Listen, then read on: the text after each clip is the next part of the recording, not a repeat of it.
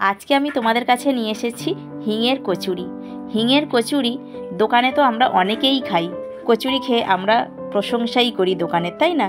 তো সেই কচুরি যদি বাড়িতে বানানো যায় কেমন হয়, তো সেই কচুরি আজকে আমি বাড়িতে বানিয়ে তোমাদের দেখাবো। অবশ্যই কিন্তু রেসিপিটা তোমরা প্রথম থেকে শেষ পর্যন্ত দেখবে। যেমনই স্বাদ ঠিক তেমনই ফুলকো ফুলকো আর একেবারে মুচমুচে।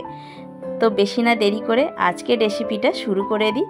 তাহলে বন্ধুরা চলো এই ফুলকো ফুলকো কচুরি কিভাবে আমি বানিয়েছি তোমরা দেখে নাও ঝটপট করে। কচুরির জন্য প্রথমেই আমি এখানে নিয়ে নিয়েছি ময়দা। ময়দাটা আমি আমাদের পরিমাণ মতোই নিয়েছি।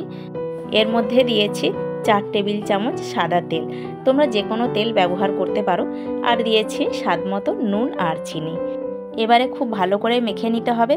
আর ময়ামটা একটু বেশি দিয়েছি, কারণ হচ্ছে এইভাবে মুঠো করলে যাতে মুঠো হয়ে যায় ময়দাটা। তো ভালোভাবে মাখানো হয়ে গেছে। এরপরে আমি সামান্য গরম জল করে নিয়েছি। অবশ্যই কিন্তু গরম জল দিয়ে মাখতে হবে। গরম জল দিয়ে ময়দা মাখলে খুব নরম হয়। ভালোভাবে ময়দাটা মাখা হয়ে গেছে। এরপরে আমি চাপা দিয়ে রেখে দেব হাফ ঘন্টার জন্য। এরপরে কচুরির পুরটা করে নেব। পুরের জন্য এখানে বিউলির ডাল ভিজিয়েছিলাম, পরিমাণ মতোই ভিজিয়েছিলাম। তো আমি 100 গ্রাম ভিজিয়েছিলাম। এটা ভালোভাবে বেটে নেব। আর এমনভাবে বাটতে হবে যাতে জল না বেশি দেওয়া যায়। তো জল কম দিয়ে বাটার চেষ্টা করবে তোমরা। জল বেশি হয়ে গেলে কিন্তু পাতলা হয়ে যাবে আর পুরটা করতে অনেকটাই সময় লাগবে।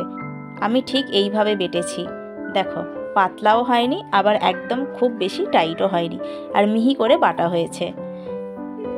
আর এদিকে একটু চাটুতে সামান্য মৌরিটা ভেজে নিচ্ছি, খুব বেশি ভাজা হবে না।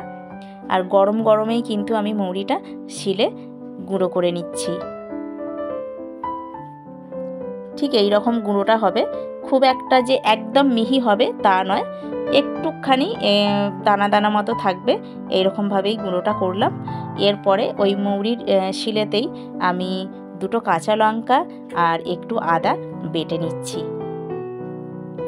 এদিকে কড়াইতে সাদা তেল দিয়ে দিলাম 2 চামচের মতো। তেলের মধ্যে দিয়ে দিলাম কালো জিরে ফোড়ন। এর মধ্যে দিয়ে দিলাম 1 চামচ হিং। ভালোভাবে নাড়িয়ে চাড়িয়ে এর মধ্যে দিয়ে দিচ্ছি কাঁচা লঙ্কা আর আদা যেটা বেটে রেখেছিলাম সেটা। খুব একটা বেশি ভাজা হবে না, যদিও কাঁচা লঙ্কা আদা বেশি ভাজতে লাগে না।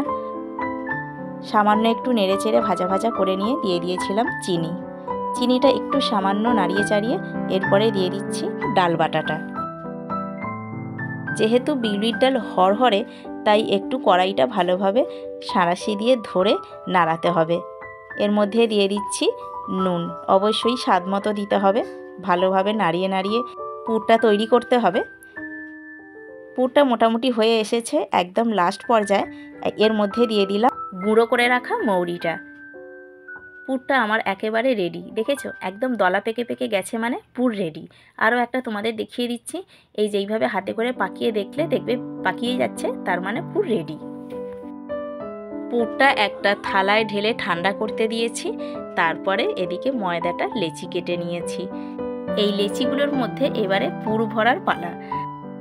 তার আগে লেচিটা বাটির আকারে করে নিতে হবে। আর বাটিটা কিন্তু খুব সাবধানে করতে হবে, একদিকে পাতলা একদিকে মোটা যেন না হয়, একদম যেটা হবে ঠিকঠাক হবে। আর এই বাটিটা করেছি দেখো, পুরোটাই মানে চারিদিকটাই সমান আছে। তো এইভাবে বাটিটা করে নিয়েছি, নিয়ে বাটির মাপ অনুযায়ী পুরটা দিয়ে দিলাম। পুরটা দেওয়ার পর আঙুলে করে ঠেসে ঠেসে ভিতরে দিয়ে দিলাম। দিয়ে এইভাবে পাকিয়ে পাকিয়ে সব মুখ একসাথে জড়ো করে পাকিয়ে পাকিয়ে নিলাম। অবশিষ্ট যে ডগার অংশটা ছিল সেটা ছিঁড়ে বাদ দিয়ে দিলাম। প্রত্যেকটা এইভাবেই পুরগুলো ভরে নেব। আর মুখটা কিন্তু ঠিক মতো জুড়তে হবে। এইভাবে প্রত্যেকটাই আমি করে নিয়েছি। এখন বেলছি, বেলার পালা। তো বেলার কাছেও কিছুটা কাজ আছে, একদম হালকা হাতে বেলতে হবে, বেশি চাপ দিয়ে বেললে হবে না, তাহলে ভিতরের পুর বেরিয়ে যেতে পারে। আমার চ্যানেলে যারা নতুন বন্ধু আছো, চ্যানেলটা সাবস্ক্রাইব করে অবশ্যই কিন্তু পাশে থাকা বেল আইকনটা প্রেস করে রাখবে, যাতে যখনই কোনো নতুন ভিডিও আপলোড করব সাথে সাথে নোটিফিকেশান তোমাদের কাছে পৌঁছে যাবে। এদিকে কড়াইতে তেল বসিয়ে দিয়েছিলাম, গরম হয়ে গেছে। এর মধ্যে দিয়ে দিলাম বেলে নেওয়া কচুরিটা। উল্টে পাল্টে ভালো করে ভেজে নিতে হবে, একদম লাল লাল মতো করে। আর ময়দার মধ্যে আমি একটু চিনিও দিয়েছিলাম যাতে একটু তাড়াতাড়ি লাল হয়ে যায়।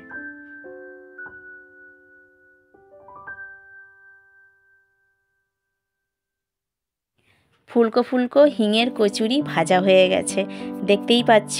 প্রত্যেকটা কচুরি কিন্তু একেবারে লাল লাল হয়েছে আর ফুলকো ফুলকো হয়েছে। তোমাদেরকে একটু ভেঙে দেখাচ্ছি কেমন হয়েছে।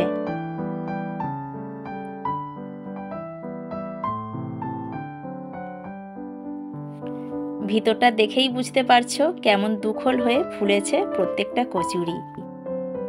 তাহলে বন্ধুরা, তোমরা দেখে নিলে আমার এই আজকের হিঙের কচুরির রেসিপিটা। তোমাদের কেমন লাগলো তোমরা কিন্তু অবশ্যই কমেন্ট করে জানাবে।